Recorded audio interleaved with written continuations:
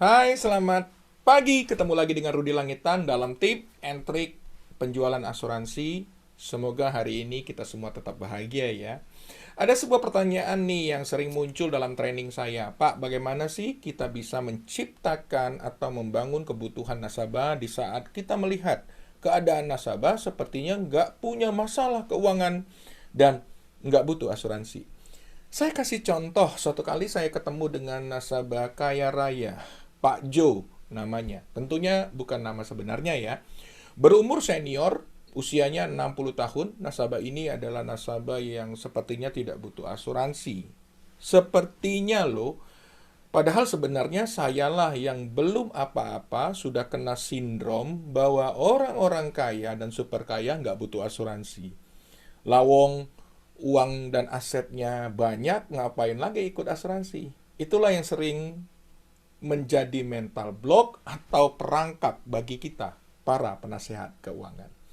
Ya, jujur, nasabah ini memang punya banyak uang, sehingga tidak perlu santunan kesehatan. Ia juga sudah punya banyak aset, banyak investasi atau dalam bentuk aset under management di beberapa bank terkemuka dalam bentuk unit trust, bond, deposito, dan lain-lain.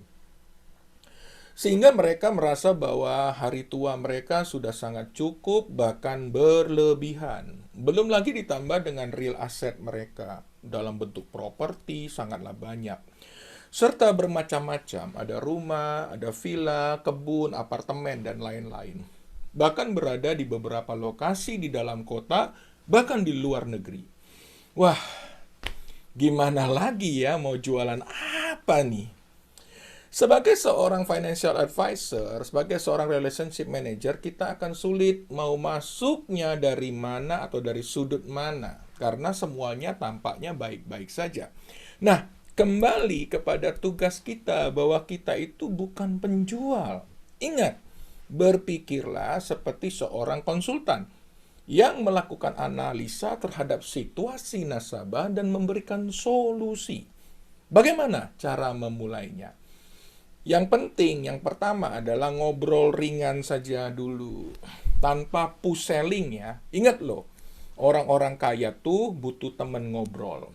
Lakukan patching atau membangun kesamaan dan bangun yes set condition. Ngobrol saja apa yang mereka suka, ngobrol saja apa yang mereka fokus, dan ngobrol-ngobrol tentang apa yang sedang mereka kerjakan.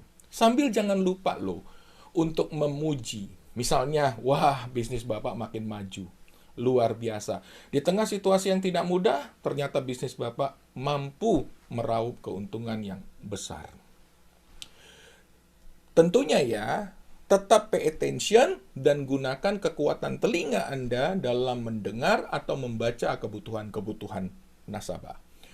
Nah, hal yang penting lainnya adalah melakukan teknik pertanyaan yang cerdas dan tepat.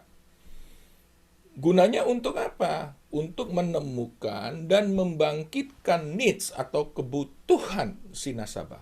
Jadi, lakukan fact finding terlebih dahulu. Saya kasih contoh. Pertama, bagaimana saya membangun yang disebut dengan membangun persetujuan terlebih dahulu. Ini contohnya ya. Wah, saya sih sangat setuju dengan Bapak. Aset dan nilai investasi yang Bapak miliki hari ini sudah lebih dari cukup. Bahkan nggak akan habis 7 turunan. Bahkan ini juga sudah sangat cukup untuk melindungi Bapak daripada segala risiko keuangan dan kehidupan yang mungkin saja terjadi. Dan jangan lupa, sambil mengangguk kagum dan beri pujian yang tulus. Yang kedua adalah bagaimana menggunakan teknik bertanya tapi soft dan membangun kebutuhan nasabah. Kegunaannya dari pertanyaan ini adalah untuk menggugah hal-hal yang tidak disadari sebelumnya oleh nasabah. Sebagai contoh, ya, ketika saya ngobrol-ngobrol dengan Pak Jo, orang kaya nasabah saya tadi, kita tahu Pak Jo memiliki 2 orang anak laki-laki, yang pertama bernama Doni dan yang kedua bernama Rudi. Saya kasih contoh ya. Oh ya, anak-anak sekarang support bisnis Bapak nggak? Atau dengar-dengar Doni sudah bantu bisnis Bapak ya Pak? Atau bisnis kelihatannya semua sudah dihandle oleh Doni nih Pak. So, rencana Bapak mau ngapain lagi di luar bisnis? Atau, oh iya, apakah Bapak akan mewariskan bisnis ini ke anak pertama, yaitu Doni, yang kebetulan sekarang terlibat dan mensupport Bapak? Atau, oh iya Pak, saya dengar Mas Rudi, anak yang kedua, ambil S3 di Amerika ya Pak, dan bangun bisnis startup dengan teman-temannya ya Pak. Keren loh Pak.